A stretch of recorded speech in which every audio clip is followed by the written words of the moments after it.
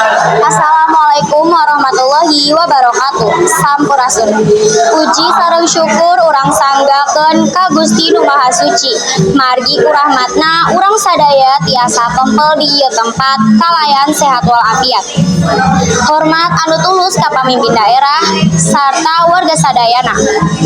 Dina kasempatan ieu simkuring bade nepikeun diantara ngeunaan jujur teh modal utama. Rerencangan sadaya naon sih jujur teh? Jujur hartosna urang nyarita naon ayana henteu bohong sarta lampah urang luyu sareng kanyataanana. Nah jujur disebut modal utama sabab jujur teh mangrupikeun pondasi tina kapercayaan batur ka urang. Di zaman ayeuna pinter hungkul teh teu cukup. Upami urang pinter tapi sok ngabohong, moal aya jalma anu bakalan percaya. Contona di sakola, jujur nalika ulangan ku cara teu niron. Eta teh hiji prestasi anu luar biasa. Sanajan nilaina teu sabaraha, tapi eta hasil tina kesang sorangan. Sabalikna, sakali urang ngabohong, batur bakal hese percaya deui ka urang.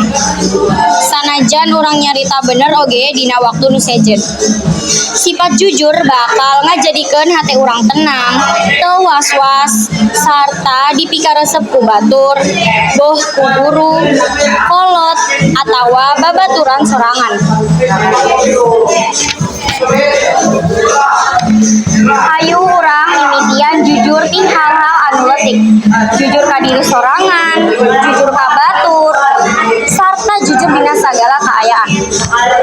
Ingat, modal paling berharga dina kahirupan teh sanes ngan saukur harta atawa kapinteran, tapi sifat jujur anu murni tina hate.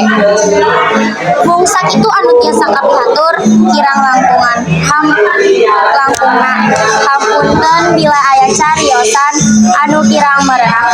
Sateu acan simkuring mungkas ieu biantara mangga nyanggakeun sisindiran pamungkas. Isuk indit ka telaga, balikna ngadahar sate. Modal nu paling berharga jujur murni tina hate. Meuli kupat dibungkuskeun, wadah nama diantepkeun. Sifat jujur dipertahankeun, sifat bohong ditinggalkeun.